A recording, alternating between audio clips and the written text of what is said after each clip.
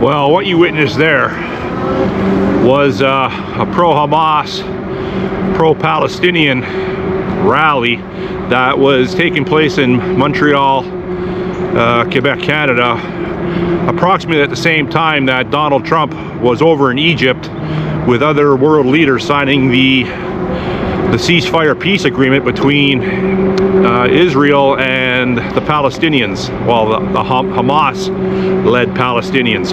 So, in watching that, when I first seen that, I seen it earlier on, well, I seen it late last night, then I just seen that video this morning, and what that indicates to me, and it should indicate to the world, that the pro-Hamas, pro-Palestinian rallies are nothing more than Islamo-Communist movement, which I've known about for quite some time, and which a lot of people have known about for quite some time.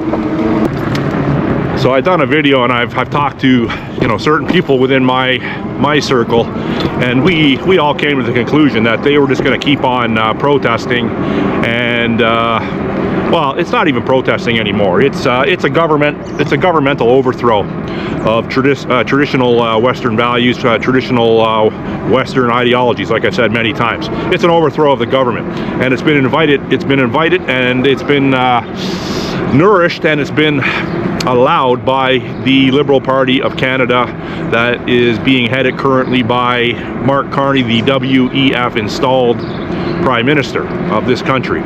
So if you've seen any of the video footage of Donald Trump in Egypt at this peace signing agreement, you would see Emmanuel Macron there, you'd see Keir Starmer, and you would see my Prime Minister, well, not my Prime Minister, the installed Prime Minister of Canada, Mark Carney. And they are all sitting in the background, and they all looked miserable. And then Trump went on to literally embarrass all three of them. He manhandled them. He grabbed Macron's hand so hard that it left imprint of Trump's hands. He wouldn't let go of his hand, doing the bro handshake. And so he roughed him up. Then he called Keir Starmer to the podium, and he embarrassed him. He goes, where's the UK? And that dimwit Starmer, that another installed WEF puppet, standing behind him. So he goes, oh, here I am, Mr. President. So he more or less shooed him up to the podium, embarrassed him a little bit, then sent him on his way. With what he did with Mark Carney, he goes, where's Canada? Where's Canada? So then Mark Carney goes, I'm over here, Mr. President. Hate to sound like a gink like those guys, but that's what it appeared to me. I'm just being a little silly, but so Carney goes up to him, and Trump called him the president, I think twice by mistake. So then he goes up, and more or less he was shooed away as well. So what Trump was doing, he was rubbing dirt in the faces of those three G7 country leaders, because they all declared Palestine a state, and they did no favors. They did no favors to Trump by helping with this peace agreement. So more or less, Trump's putting them all on notice once again, like he always has. He's using those three guys, especially Mark Carney. He's in bed with Mark Carney. They're business partners in the dismantling of Canada. Like people that don't want to believe that or can't see that, well, what can I tell you? I can't tell you much. I'm not gonna listen to anything I got to say anyways, and so I don't really care. But the meeting, after it concluded, or like a little intermission, there was a hot mic moment where Carney went up to his bro-ham Trump, and he said, oh, you called me president. Carney goes to Trump, you called me president, and Trump didn't realize, or he did realize, but he pretended he didn't realize. Then he says, well, at least I didn't call you governor, like he was calling Trudeau the governor of the 51st state. So it's he shows Carney a little more respect, because, like I said, they're business partners. They're business partners in the dismantling of this country. This country is completely screwed. Trump doesn't care about our country. I know a lot of people say, well, Trump's out to kill our country. Well, yeah, he doesn't care about our country. He's gonna strip what he can get out of this country, and the rest of us, or the residual garbage that is left over, we're gonna have to fend for ourselves. Just like down in his country. Like his country, he's not gonna fix his own country, never mind ours. So this is the end games. They're gonna strip as much as they can for their own personal gain, for their buddies' personal gains, and for their own ego and their own power trip. And then what's left over, we're going to be fighting in the streets.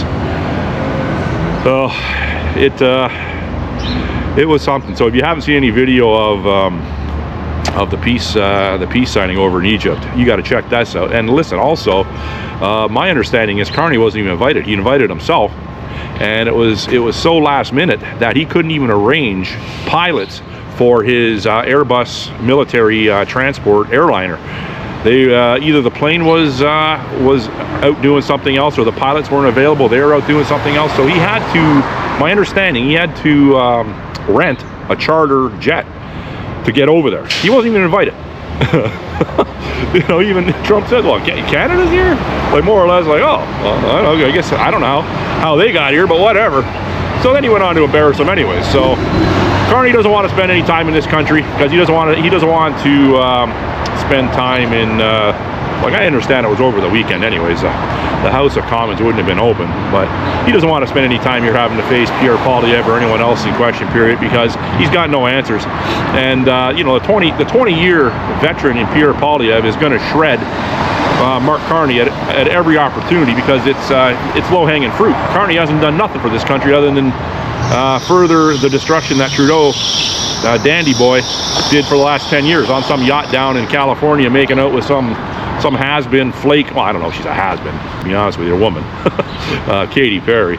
But who cares about that? That's just another distraction. Who cares about that idiot and who he's dating? She's obviously got mental health issues to date that guy. So, anyhow, that's what I got to say today. We all know that the Antifa movement is a ploy to usher in Islamo-Communism. So the jig is up. Don't even try to hide it no more. Let's just get on with this, our side against them, and see what happens. If you got any questions, concerns, or comments, put them in the comment section.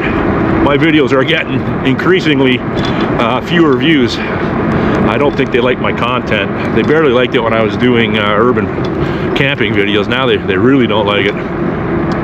Anyhow, enjoy your week wherever you are in the world. Thanks for watching. Bye.